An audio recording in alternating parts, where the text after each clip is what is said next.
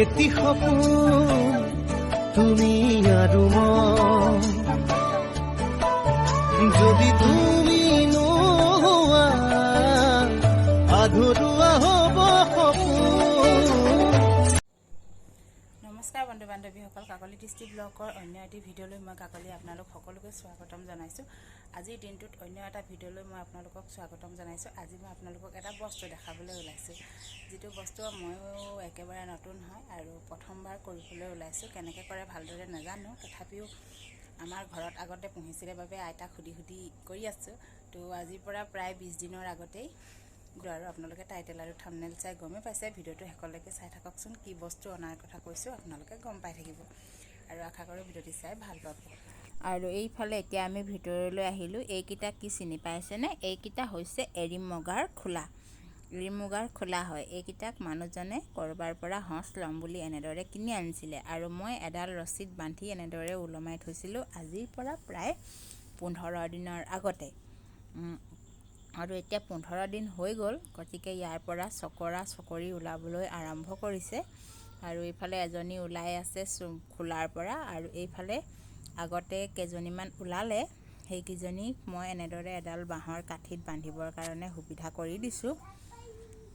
আৰু বাকী কেইবাটাও ওলাবলৈ বাকী আছে। গতিকে এইফালে এজনীয়ে কণী পাৰিছেই, এইফালে এজনী ওলাই আছে, ওপৰত এজনী মই বান্ধি থৈছোঁ ধুনীয়াকৈ কণী পাৰিবৰ কাৰণে সুবিধা কৰি দি। আৰু এতিয়া মই সিহঁতি 2 দিন কণী পাৰিবলৈ দিম এনেদৰে। আৰু 2 দিন কণী পৰাৰ পিছত, 2 দিনতকৈ বেছি নহয়, 2 দিনলৈকেহে মই ইহঁতক কণী পাৰিবলৈ দিম। তাৰপিছত মই ইহঁতক মেলি দিম। আৰু 2 দিন এনেদৰে কেইবাযোৰো ওলালে মোৰ চকৰি। আৰু এতিয়া এইকেইযোৰ মই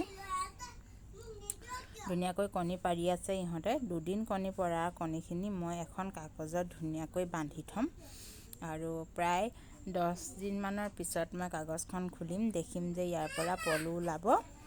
গতিকে এতিয়া এইফালে এযোৰ জোৰ লাগি আছে, যিহেতু প্ৰকৃতিৰ নিয়ম, জোৰ লাগিলেহে সিহঁতে কণী পাৰিব। গতিকে এইফালে জোৰ লাগি আছে এযোৰ, ওপৰত এযোৰে কণী পাৰি আছে। আৰু এইফালে ইয়াত কমচে কম আৰু 4যোৰমান ওলাবলৈ বাকী আছে। ময়ো নাজানো ভালকৈ, এইবাৰ প্ৰথম কৰিছোঁ। আৰু এই গোটেই কাগজত মই বান্ধি থৈছিলোঁ কণীখিনি এৰুৱাই। এই কণীখিনিৰ পৰা আজি প্ৰায় 10 দিন হৈছে, আৰু 10 দিনত মই কাগজখন খুলি চাইছোঁ, দেখিছোঁ ইয়াৰ পৰা কিছুমান কণীৰ পলু ওলাইছে। যিহেতু মই 2 দিন পৰা কণী ৰাখিছিলোঁ, সেইকাৰণে প্ৰথম দিনা পৰা কণীখিনি এদিনৰ আগতেই ওলাব, আৰু দ্বিতীয় দিনাখন পৰা কণীখিনি এদিন পিছত ওলাব। আৰু ইহঁতৰ ওলাই যিহেতু ভোক লাগে, সেইকাৰণে এই কণীখিনিৰ ওপৰতে মই এনেদৰে সৰু সৰু এৰাপাত আনি ইয়াৰ ওপৰত দি দিছোঁ। আৰু ইয়াত ধুনীয়াকৈ ইহঁতে পাত খাই থাকিব পাৰিব। আৰু তলত যিখিনি কোলা হৈ আছে কণী, তাৰ পৰা পলু ওলাই থাকিব। এইফালে 2 দিনৰ পিছত প্ৰায় আজি 4 দিন হৈছে, আৰু 4 দিনৰ পিছত ইহঁতে 1 নম্বৰ ওলাইছে। আৰু সিহঁতৰ এচাল চেলোৱা বুলি কয়। মই ভালদৰে নাজানো বাৰু, কিবা ভুলো হ'ব পাৰে, যদি ভুল হৈছে শুধৰাই দিব।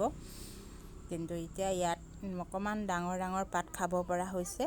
প্ৰথম দিনা ওলোৱাতকৈ পলুবোৰ অলপ ডাঙৰ হৈছে।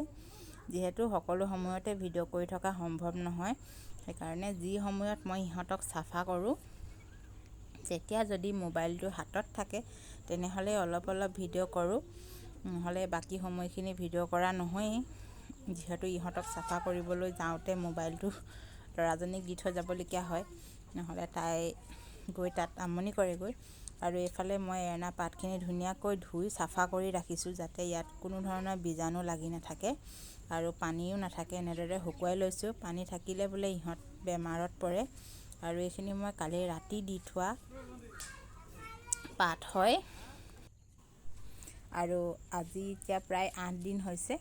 ইহঁতে ইয়াত এতিয়া অলপ ডাঙৰ পাত খাব। আৰু এতিয়া মই এইখিনি এখন ডলালৈ মানে হেৰি কৰি দিম, আৰু ডলা এখনত চেঞ্জ কৰি দিম।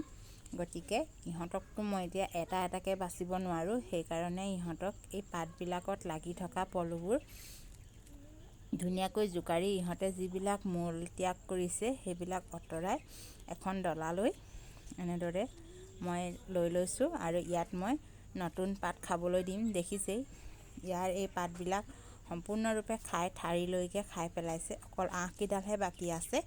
সেইকাৰণে মই এতিয়া এখন ডলালৈ সকলোখিনি ভালদৰে বাছি ল'ম, যিহেতু সৰু সৰু পলুবিলাক, গতিকে কেনেবাকৈ থাকি যাবও পাৰে আৰু কেতিয়াবা দুই এটা মৰিও যায়।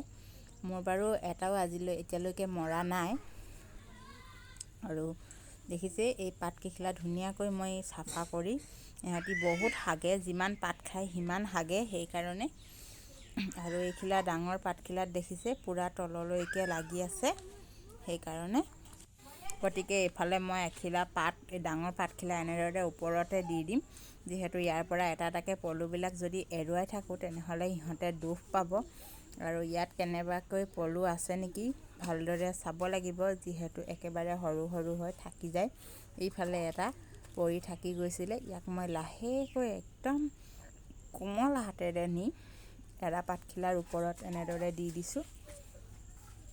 আৰু এইফালে ইয়াত এটাও পলু নাই, সম্পূৰ্ণৰূপে চব চাফা কৰি দিছোঁ। আৰু এইফালে সিহঁতি যিমানখিনি হাগিছিলে গোটেইখিনি আঁতৰাই লৈছোঁ।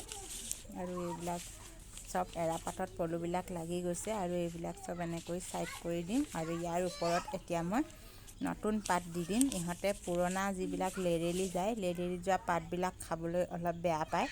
ইহঁতক সতেজ সতেজ পাত ইহঁতে অনবৰতে খায়েই থাকে, সেইকাৰণে ইহঁতে প্ৰচুৰ পৰিমাণে মূল ত্যাগ কৰে, আৰু সেইকাৰণেই ইহঁতক চাফা কৰি থাকিবলগীয়া হয়। আৰু এইখিনি মই ইহঁতৰ মানে যিখিনি হাগিলে সেইখিনি মই চাফা কৰি লৈছোঁ, আৰু এতিয়া ৰাখি থ'ম, যিহেতু এইবিলাক ফুলত দিবলৈও ভাল, বহুত পৰিমাণে সাৰ হয়।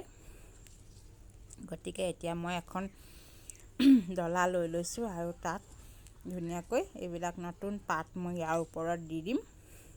সিহঁতে পুৰণা পাতবিলাকত খাবলৈ নাখায়, যিহেতু লেৰেলি গ'লে, গতিকে নতুন নতুন পাত লাগে ইহঁতক দৈনিক খাবলৈ। সেইকাৰণে এতিয়া মই ইহঁতৰ ওপৰত নতুন পাত দি দিম। ইহঁতৰ আজি প্ৰায় 8 দিন হৈছে, আৰু 8 দিনত দেখিছে ইহঁতে কিমানখিনি ডাঙৰ হৈছিলে। প্ৰথম দিনা একেবাৰে সৰু আছিলে, হয়নে?